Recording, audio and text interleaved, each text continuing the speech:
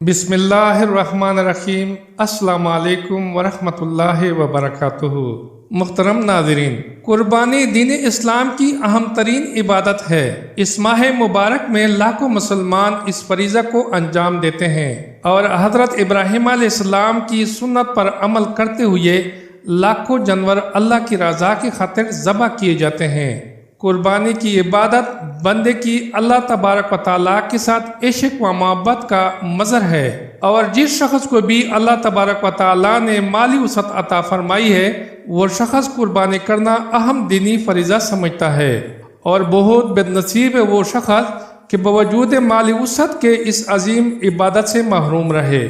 برگاہ الہی میں قربانی پیش کرنے کا سلسلہ سیدنا آدم علیہ السلام سے ہی چلا آ رہا ہے۔ چنانچہ اللہ تعالیٰ نے سورۃ المائدہ میں سیدنا آدم علیہ السلام کے بیٹوں حابیل و قابیل کا قصہ ذکر فرمایا ہے کہ دونوں نے اللہ تعالیٰ کے حضور قربانی پیش کی۔ حابیل نے عمدہ دمبا قربان کیا اور قابیل نے کچھ زرعی پیداوار یعنی غلہ پیش کیا۔ اس وقت قربانی قبول ہونے کی علامت یہ تھی کہ آسمان سے آگ آ کر قربانی کو کھا لیتی۔ چنانچہ حابیل کی قربانی کو آگ نے کھا لیا اور قابیل کی قربانی وہی پڑی رہ گئی، اور یوں وہ قبولیت سے محروم ہو گئی۔ محترم ناظرین، قربانی کا یہ عمل ہر امت میں مقرر کیا گیا ہے، البتہ اس کے طور طریقے میں کچھ فرق ضرور ہیں۔ انہی میں سے قربانی کا ایک عظیم الشان صورت وہ ہے جو اللہ تعالیٰ نے امت محمدیہ کو عید الاضحیٰ کی قربانی کی صورت میں عطا فرمائی ہے، جو کہ حضرت سیدنا ابراہیم علیہ السلام کی قربانی کے یادگار ہے۔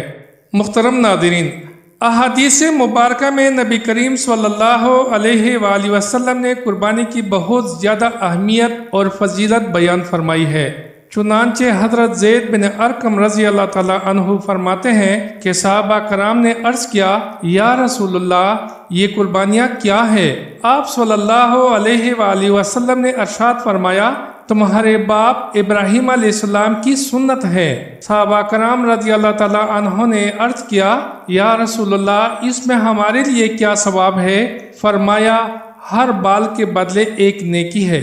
محترم ناظرین، اس حدیث میں نبی کریم صلی اللہ علیہ وآلہ وسلم نے کتنا عظیم ثواب بیان فرمایا ہے کہ جانور کے بالوں کے بقدر، جو کہ گننا ناممکن ہے، بندے کو اللہ تعالیٰ نیکیاں عطا فرماتا ہے۔ ماشاءاللہ۔ محترم ناظرین، ایک دوسری حدیث میں آیا ہے کہ نبی کریم صلی اللہ علیہ وآلہ وسلم نے ارشاد فرمایا کہ ایام قربانی یعنی 10 ذی الحج سے 12 ذی الحج تک کہ انسان کا کوئی بھی عمل اللہ تعالیٰ کی بارگاہ میں قربانی کے جانور کا خون بہانے سے زیادہ محبوب نہیں، اور قیامت کے روز قربانی کا یہ جانور اللہ تعالیٰ کی بارگاہ میں اپنے سینگوں، بالوں اور کھروں سمیت حاضر ہوگا، اور بلا شبہ قربانی کے جانور کا خون زمین پہ گرنے سے پہلے اللہ تعالیٰ کی بارگاہ میں قبولیت کا درجہ پا لیتا ہے۔ تو اے مومنو، خوش دلی سے قربانی کر لیا کرو۔ ترمذی۔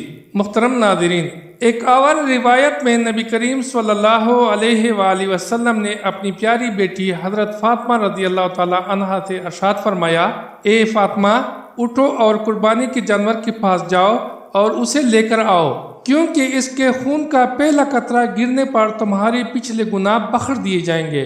انہوں نے عرض کیا، یا رسول اللہ، یہ انعام اہل بیت کے لیے خاص ہے؟ تو آپ صلی اللہ علیہ وآلہ وسلم نے ارشاد فرمایا، نہیں، بلکہ ہمارے اور تمام مسلمانوں کے لیے عام ہے۔ المستدرک کتاب الاضحیٰ۔ محترم ناظرین، ایک اور روایت میں ہے کہ نبی کریم صلی اللہ علیہ وآلہ وسلم نے ارشاد فرمایا، جس شخص میں وسعت ہو اور قربانی نہ کرے وہ ہماری عیدگاہ کے قریب نہ آئے۔ سنن ابن ماجہ کتاب الاضحیٰ۔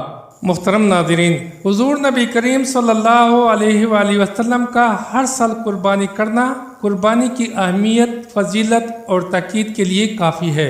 حضرت انس رضی اللہ تعالیٰ عنہ سے روایت ہے کہ حضور نبی کریم صلی اللہ علیہ وآلہ وسلم سیاہ اور سفید رنگت والے اور بڑے سنگوں والے 2 مینڈوں کو قربانی اپنے دستے مبارک سے ذبح فرماتے تھے۔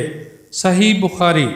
محترم ناظرین، قربانی کے عمل کی اہمیت کا اندازہ اس سے بخوبی لگایا جا سکتا ہے کہ حضور نبی کریم صلی اللہ علیہ وآلہ وسلم نے حجت الوداع کے موقع پر ایک وقت میں 100 اونٹ کی قربانی فرمائی۔ ایک اور روایت میں ہے کہ نبی کریم صلی اللہ علیہ وآلہ وسلم نے خود اپنے دست اقدس سے 100 میں سے 63 اونٹوں کو ذبح فرمایا اور باقی کے لیے حضرت علی کرم اللہ وجہہ کو ذبح کرنے کا حکم فرمایا۔